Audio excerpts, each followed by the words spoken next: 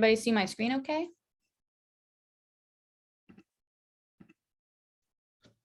All right, then I'm gonna get started. Welcome back, everyone. It's good to see all your faces again. And I'm very excited to talk today about our fall brainstorming. Let's go ahead and just kick it off to the agenda. So today we're going to be talking about something called data science methodology. And if you don't know what that is, you're going to find out. Then we're going to do a little bit talking about projects. We're going to give some resource links to work on possible projects just to know what's out there. And then there's going to be a few quick announcements. And after that, we're going to do a project brainstorm and icebreakers in our breakout rooms. So just moving into the first thing, what is methodology? So it's a system of methods used in a particular area of study or activity. So pretty much methodology is like a template or a guide to carry out work. So why are you going to employ data science methodology? It has to do with organization. So if you're working on a project and it's organized, that's a good thing. But if you're working on a large project, especially with other people, it has to be organized. Otherwise, things are going to fall through the cracks. You're going to run into problems, and it just creates like optimal work time. It's necessary for productivity. And when you're working professionally, using a data science methodology is going to be required to complete those tasks. And also something that I've run into, and I've talked to other people, Henry and I just had a conversation about ambitious projects. Sometimes we want to run before we walk. Sometimes we want to sprint before we crawl. And when you don't plan ahead, just if you run into problems. So data science methodology looks a little bit like this. You're going to go from your problem, you're going to see how to approach it, you're going to get what data is required, you're going to collect that data, and then you're going to try to understand the data, and then you're going to prepare to model, then you're going to create a model, then you're going to go deploy it and get your feedback. Guess what? If your feedback says that you need more work, you're going to go probably to step one again. And I understand that this is a little bit hard to understand, and it's because it needs a visual representation to be a little bit more clear. So I'm going to share with you a visual, but before I do that, I just want to go and explain some methodologies that are used in industry. So CRISP-DM is patented, tried and true, it's proven, and it's called cross-industry standard process for data mining, but it's used in data science a lot too. So CRISP-DM was created by IBM. The second one, KDD, that was created by SAS. Team Data Science Process, that was created by Microsoft. So there are these various types of modern solving methodologies out there, and they're found within the data science space. I do want to just say something really quick is that, I had to research these. The only one that I had really learned about before was CRISP-DM. And that's what I'm going to show you the visual of. And then also there's a link to a Towards Data Science article, and it's called Why Using CRISP-DM Will Make You a Better Data Scientist. It's a pretty good read.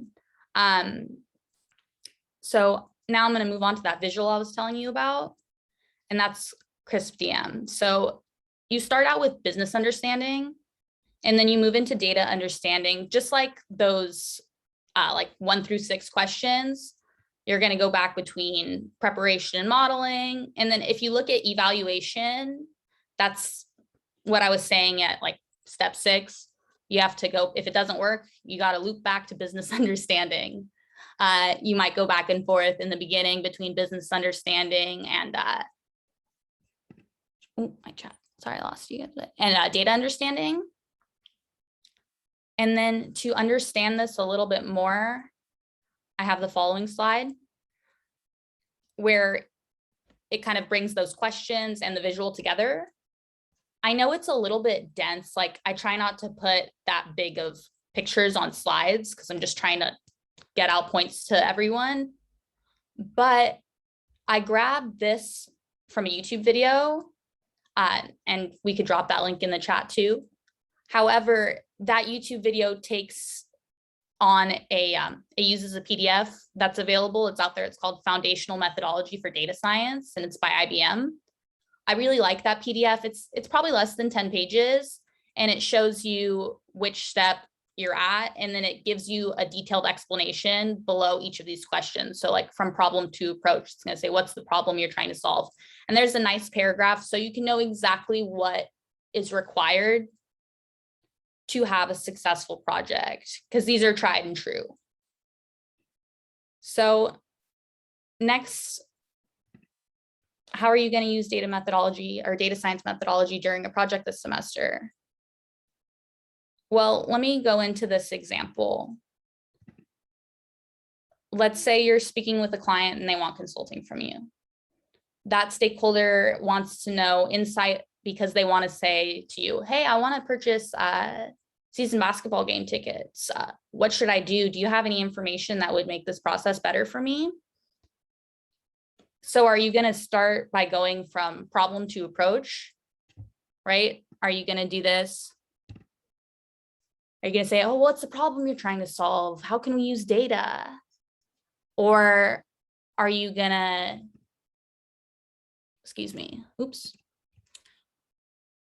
Or are you just going to jump right into the code? That's kind of what I did just now, huh?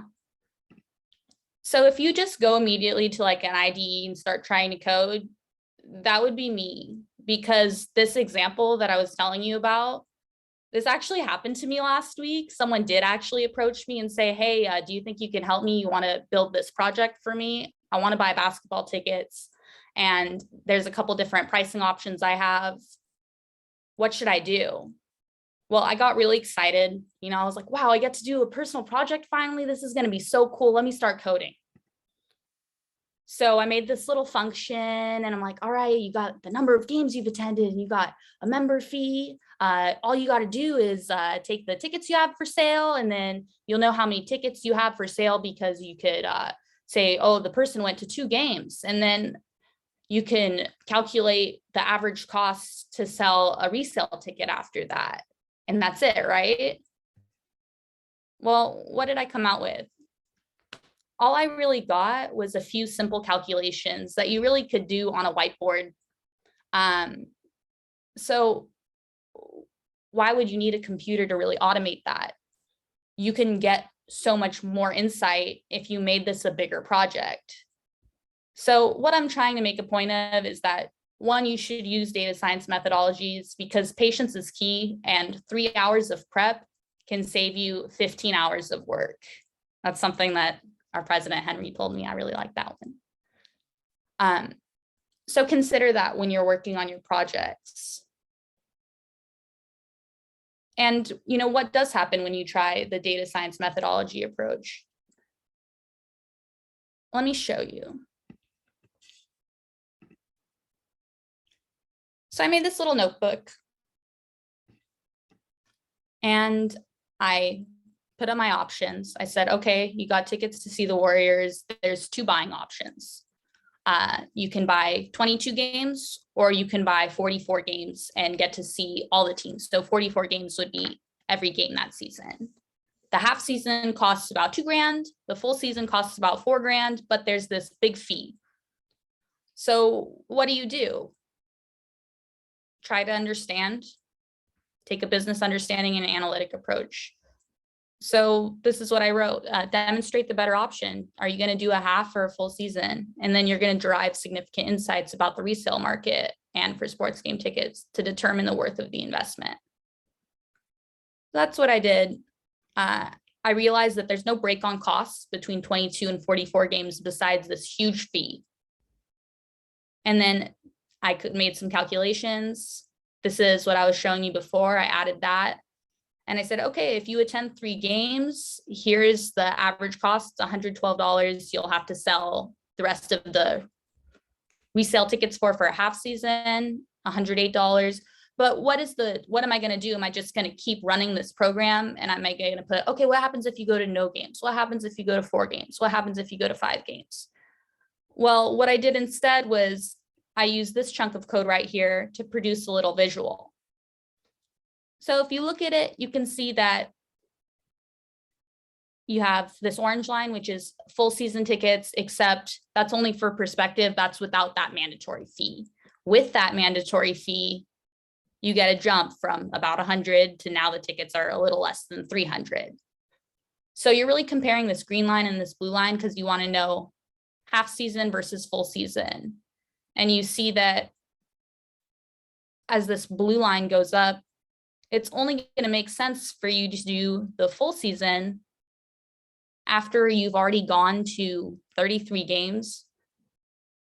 I don't think that somebody's going to go to 33 games if the point is an investment. You just went to all the games yourself. That's not an investment. That's just leisure activities. So this really isn't helpful either. So I started thinking, why would it be a better deal to get the 44 tickets? And what it has to do with is the teams they play. So you're going to see these 22 opponents play the Warriors. How good are the teams? Are they in the top 5 teams in the NBA, or are none of them in the top 5 teams in the NBA? So what's happening? Well, pretty much stay tuned, because I'm going to go from data requirements, collection, understanding, and I'm going to be working on that project. But here's the deal. You can find that code on my GitHub, and you can look at it being updated. And just for reference, if you look at slide 3, this number 2 is what we just went over, and it's called the CSUEB Data Science Club project. So anyone can join.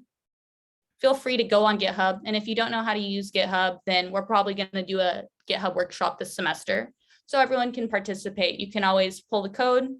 You can make your own edits. You can come up with your own ideas, and we can all kind of do this project together if you want. Otherwise, there's a ton of other ideas that we got listed, and I'm going to pass it off at this time to Henry, and he's going to go over some of those. Beautiful presentation. Thank you. So these are simply data sets, some ideas for you guys. Don't feel pressured to do specifically these. These are simply a place to start if you don't have any ideas. If you do not want to go and collect your own data, have to build out a web scraper, you're covered. You can work on something of this sort rather than having to do fully end-to-end going through the whole process. Yeah, can we go on to the next slide, please? Alternatively, we also have data science for everyone. It's a very simple sort of project. There's also a link right there defining how data science can be applied to various industries, whether that is the medical industry, business, where it involves either marketing. Can we measure key performance indexes? How efficiently is a company working? Things of that sort. And so that link there that you see will be defining, will give a wide array of like how data science can be applied in the field. Next slide, please. Sharing projects, right. You guys are highly encouraged to present on projects, whether that is throughout the semester or towards the end. We really want to encourage the collaborative aspect. Projects can be presented during meetings as well as posted onto our website for a degree of like publicity to help, and as well as our Discord to if there's a need to help find groups and whatnot. Feel free to email us at our club email, info.csueb.dsc@gmail.com. And that sums it up for sharing projects. One last thing I want to touch on. We are still looking for officers. We are actively recruiting for specifically helping with leading workshops as well as mentoring. Again, contact us at info.csueb.dsc@gmail.com. Provide us a few details about yourself, and we'll get in touch with you as soon as possible. Last thing, next meeting, that's next week. We'll have more details in our newsletter sometime on either Monday or Tuesday. Stay tuned because we have a few announcements to make. Do expect the meeting time to be at 3 p.m. as per usual to 4 p.m.